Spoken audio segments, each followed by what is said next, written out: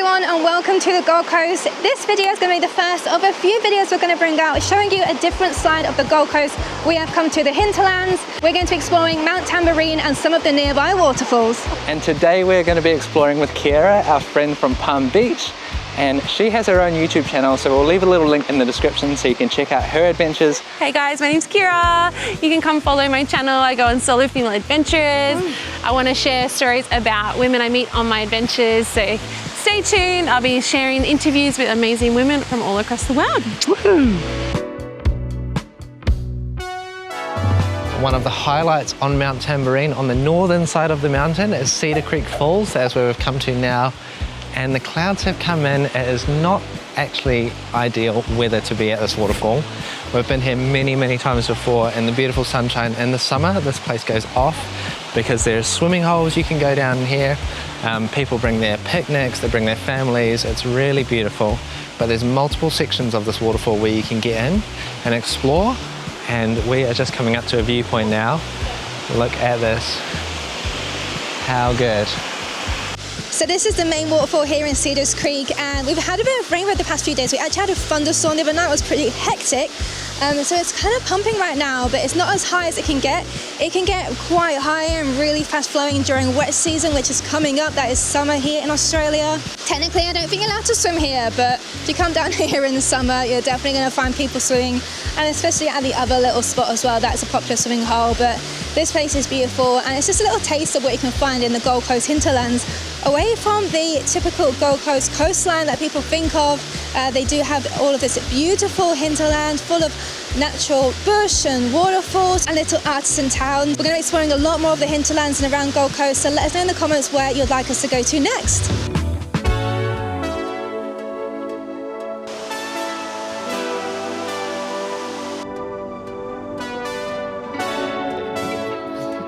Okay, so we have come for a quick brunch stop now, and we've got some beautiful food here from the Wild Plum Kitchen. They do offer a lot of vegan options, which is why we've come here, and we've got some beautiful coffees as well. This is located on the Gallery Walk, which is one of the main things to do up here in Mount Tamborine. There's heaps of little art stores like galleries, cafes, restaurants, artisans, all sorts of stuff. So we'll go and explore that next.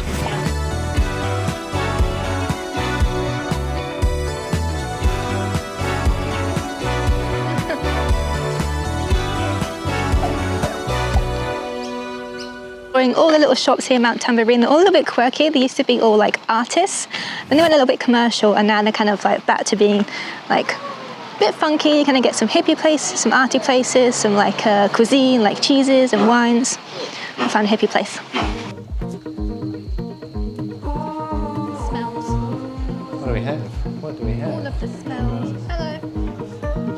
That was a weird store. There's like not very, I don't know, unique. It is very tacky, a lot of Halloween kind of stuff, so I don't know. We'll keep looking, we'll keep looking.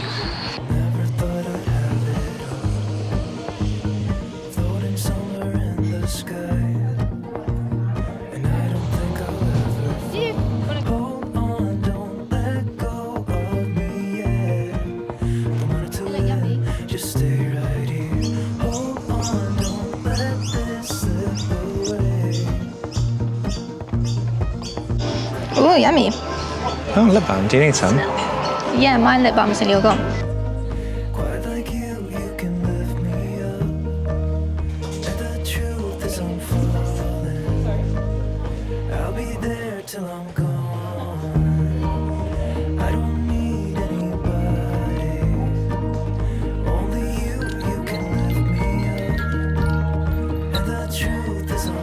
Well, if you ever need German clocks here in Australia. I think they have a store like that in Montville. Yeah, they do. The There's a weird thing with mountain towns. Mountain towns having German clocks. I guess it's like, yeah, European, Alps, Swiss vibes. Artisan. Yeah. I think these are actually imported from Germany, some of them. Ah, okay. Yeah, a lot of interesting quirky shops around here.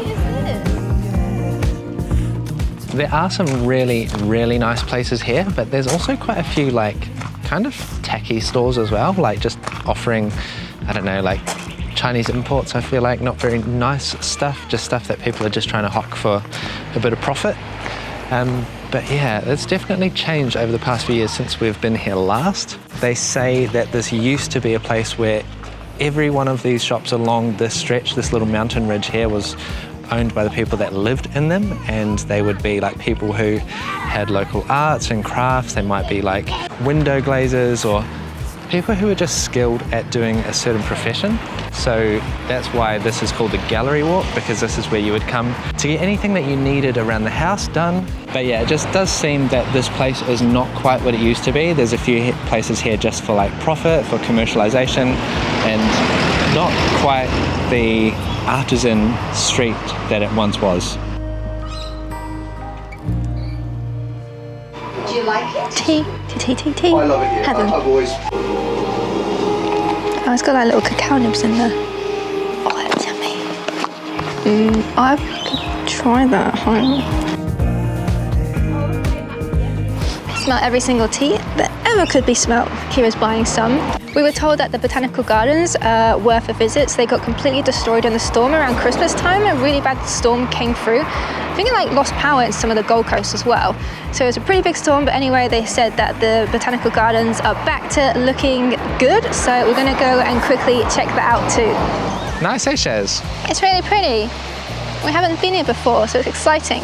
Okay, we are checking out the Botanic Garden here up in Mount Tamborine now, and this is super cool because we haven't actually been here before. This is a first for us, but apparently this place existed before there was a big storm here last year at Christmas time, and it's recently just finished its restoration of this whole area, and it looks like they've done an amazing job. They have this lake here with some fountains. There's a beautiful little old stone bridge, I guess, that they've built over the lake. And we are just going to have a wander around. There's beautiful like palm trees up here. It's such a nice little area. There's still some construction signs here, but I think overall this is ready to go. This is such a cool little area. It's like this whole Japanese garden, and we've just come through a Torii gate, and it's really pretty in here. It feels very Japanesey, but we're in a mountain in Australia.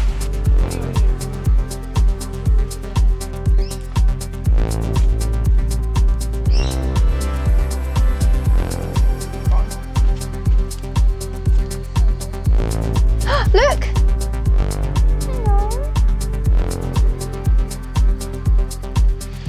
You may see carpet pythons sunning themselves in the cooler weather in the Botanic Gardens.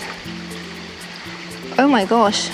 This is like perfect python. Look, it's so camouflagey. What's that? This is why we have a raised walkway. This is so nice. It is nice, eh? Yeah.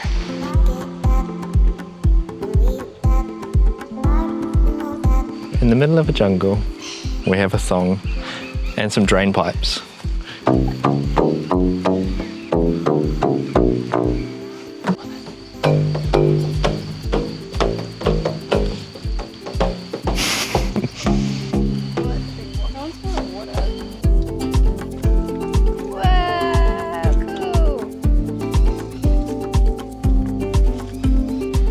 A short walk away from the gallery walk and the main street here in Mount Tamborine is the Curtis Falls Circuit, and that is what we're on now. We're just making our way down the trail through this beautiful rainforest. We can hear the falls in the distance, and it's a short walk, a little bit steep, so you've got to be a little bit fit to get down here and come back up to the car park, but I'm sure it'll be beautiful. We've had lots of rain recently as well.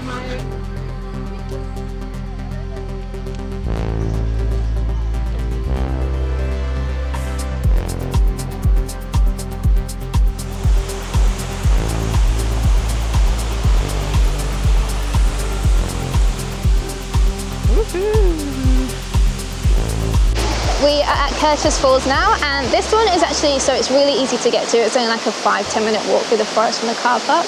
So it's a pretty popular one because most people can access it.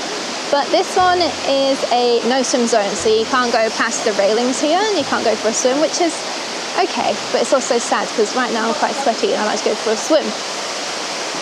But it's a popular spot, and I think they did used to allow swimming here, but for whatever reason, not anymore.